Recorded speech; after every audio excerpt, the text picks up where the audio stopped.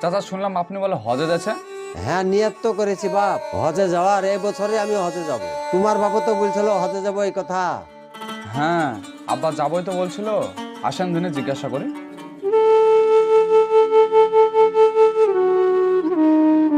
আব্বা তুমি হজে যাবা নাকি? হ্যাঁ, ছোট থেকে তো আমি নিয়ত করে আছি যে আমি একবার হজে যাব। হজে যাওয়ার জন্য আমি কষ্ট করে টাকাও গুছিয়েছি। হজে যেতে হবে না, হজে গেলে এখন 1 লাখ টাকা খরচা হবে। কি দরকার হজ করে এত টাকা খরচা করার?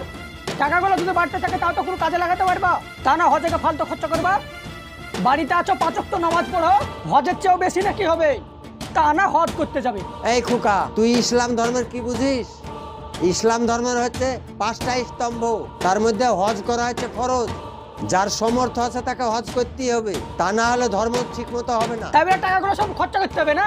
এই চুপ কর, বুঝিস না সুঝিস না উল্টো পাল্টা কথা বলছিস কেন? আব্বা তাহলে তুমি এক কাজ করো, ওই আমাকে তোমার Aadhaar card, voter card, PAN card আর তোমার 12টা পাসপোর্ট সাইজের ফটো দিও। হ্যাঁ, বৈকালবেলা আমি আর চাচাকে ওই ভিসাটা লাগিয়ে আসবো। ঠিক আছে, আমি বিকালবেলায় সব কিছু গুছিয়ে রাখবো।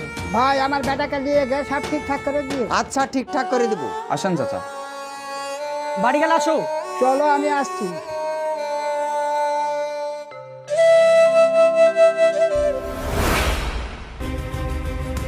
এই কি হয়েছে? হ্যাঁ আব্বা, কি হয়েছে গো?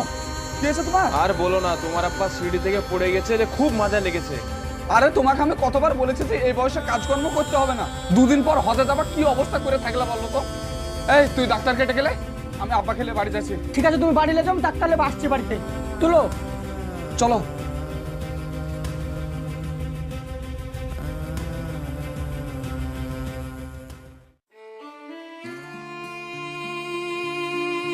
আসেন ডাক্তার বাবু।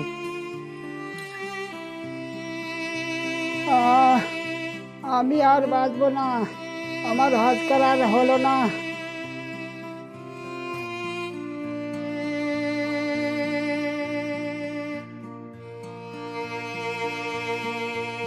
আহ, আহ, সমস্যাটা কোথায়? মাজায় ডাক্তার বাবু। ঘুরান দেখি।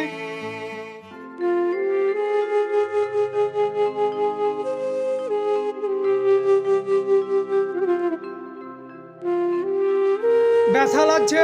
হ্যাঁ অনেক ব্যথা করছে তাই না? হ্যাঁ, অনেক ব্যথা করছে। মাজাই তো কঠিন ভাবে ইনজোর হয়েছে। শুনুন, আপনার আব্বার 4 মাস বেড রেস্ট হবে। আর এখন আমি একটা মাজার বেল দিচ্ছি, সেটা পরাবেন। আর প্রেসক্রিপশন করে দিচ্ছি, ওষুধগুলো নিয়ে এসে নিয়মিত খাওয়াবেন, ঠিক আছে? ঠিক আছে ডাক্তার বাবু। দেখি আব্বা, ঘুরো।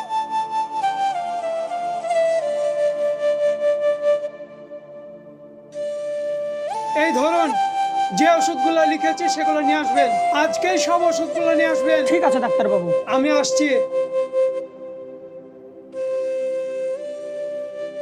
বাপ মাইনুল, হ্যাঁ আব্বা আমি তোমাকে একটা কথা বলছি।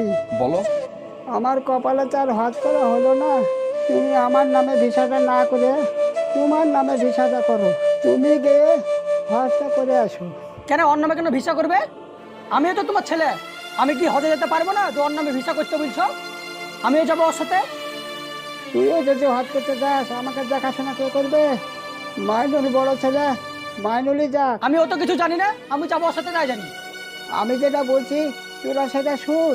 যাও, তোমার বড় ছেলেকে পাঠাও গো, যাও। বাপ মাইনুল, হ্যাঁ আব্বা বলো।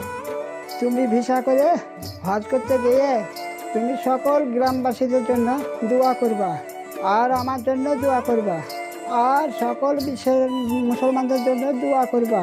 মাইনুল, তুমি আমার এই কথাটা রাখবা, তাহলে আমি মনে শান্তি পাবো। ঠিক আছে আব্বা।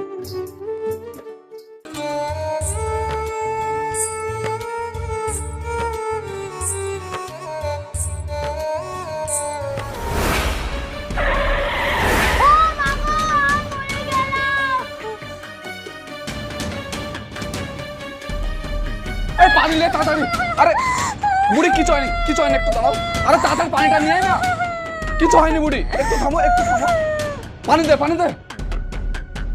একটু সহ্য করো বুড়ি, কিছু হয়নি। তোমার নাম কি বুড়ি? আমার নাম সোনিয়া। কোথায় কোথায় তোমার বাড়ি? আমার বাড়ি ভান্ডায়, আমি এতিম। তো কোথায় থাকো? মাদ্রাসা, এতিম মাদ্রাসা পড়াশোনা করি।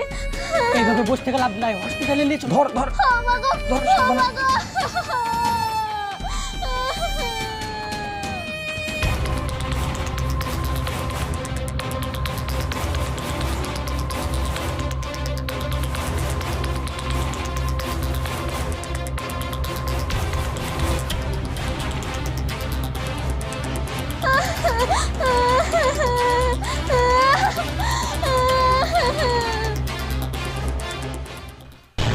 দেখি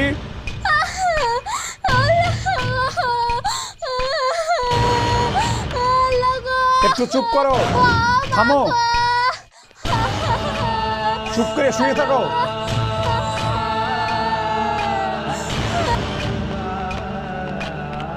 ডাক্তারবাবু কেমন আছে এখন?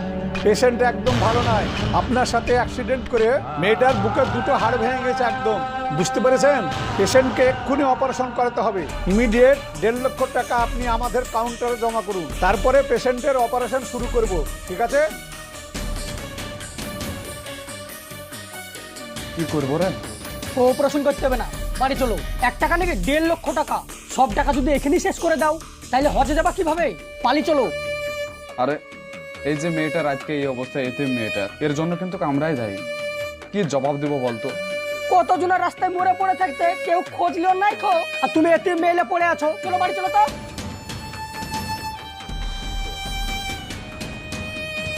ঠিক আছে তুই দাঁড়া, আমি দেখছি।